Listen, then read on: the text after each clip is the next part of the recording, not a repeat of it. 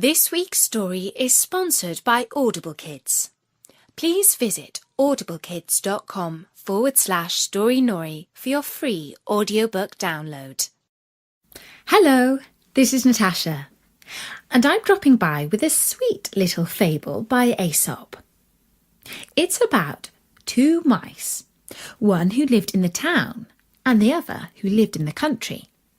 And the story is told by the country mouse.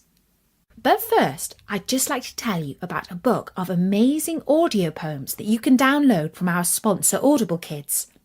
The book's called William Blake's Inn, and it's by Nancy Willard. The inn is staffed by two mighty dragons, two angels, and a rabbit. And the innkeeper is none other than William Blake, the famous poet.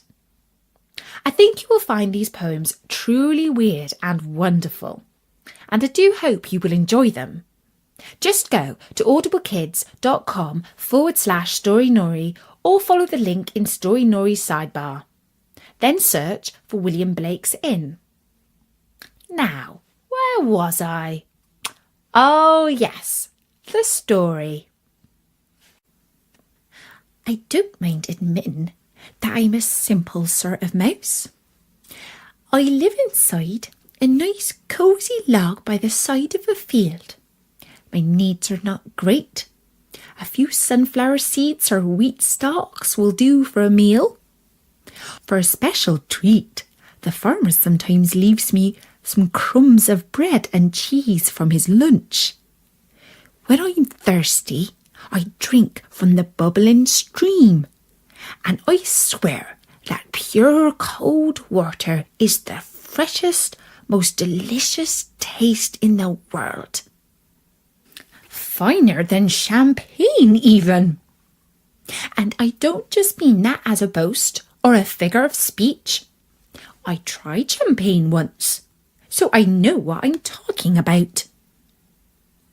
How did a poor, simple country mouse like myself try champagne? Well, I shall tell you. A while back, I received a visit from my uncle, the town mouse. Everyone in my family knows that Uncle Town Mouse is very rich and successful and lives in a big, smart house in the city.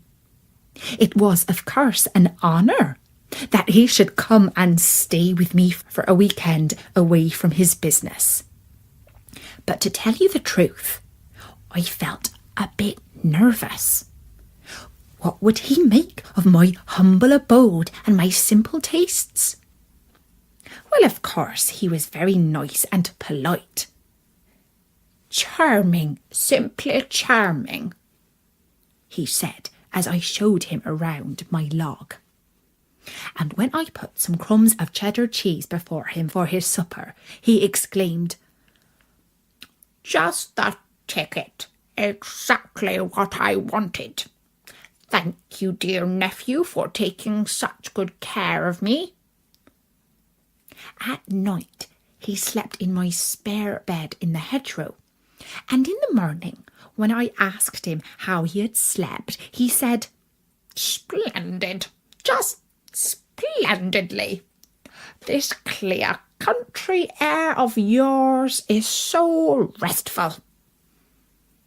In fact, he was so full of praise for my country lifestyle that I asked him if he was planning to retire to the countryside. Uncle Town Mouse laughed and felt that I had perhaps said something silly or tactless. "My dear nephew," he said, "the countryside is all very well for a rest, but the town is the place to live if you appreciate gourmet food, fine wine, and, by the way, the most stylish and elegant lady mice.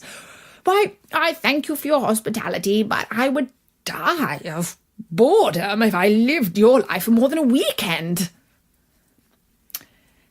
I was very impressed by my uncle's words, and I could not stop thinking about the attractions of the city that he had described. That evening, as he was preparing to leave for home, my uncle said, "Say, nephew, why don't you come back with me and give your taste buds a real treat?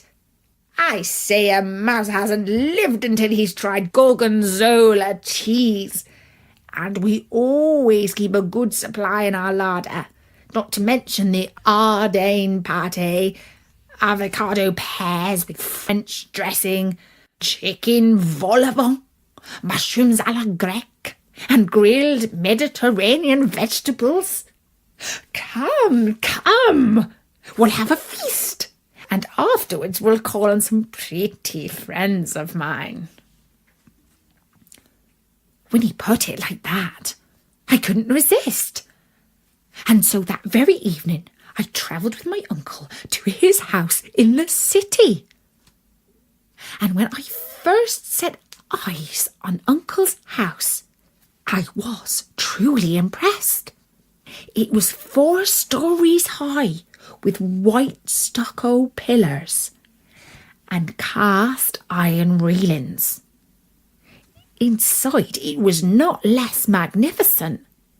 Crystal chandeliers sparkled all over the antique furniture and polished oak floors. Uncle took me directly to the pantry, where the remains of a magnificent banquet were laid on the table.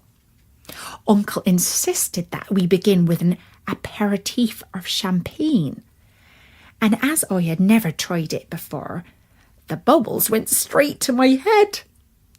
I dived into a custard tart and came out all sticky and yellow.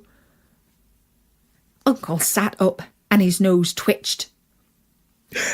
"Oh, what a lucky mouse you are!"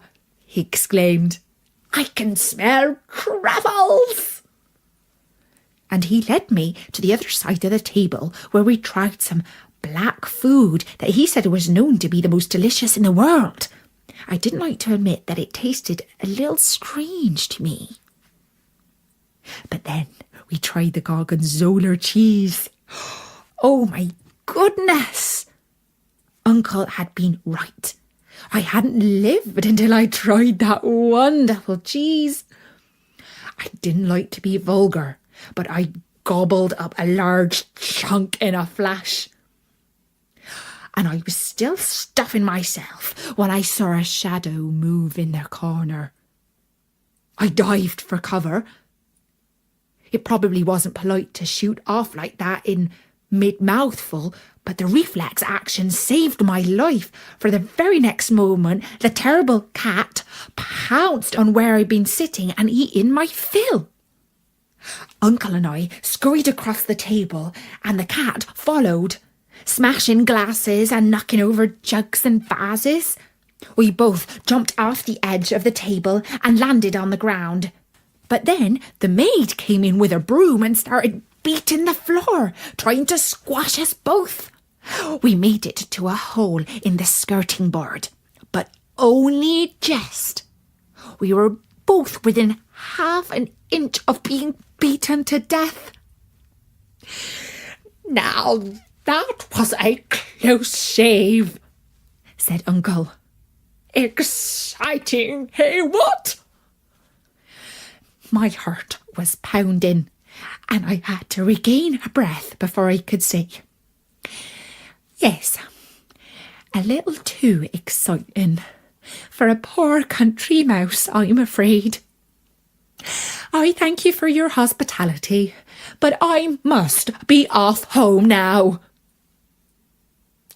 And that's the story of how I learned that other people's lives are rarely quite as attractive as they sometimes appear to be. And that was the story of the town mouse and the country mouse by Aesop.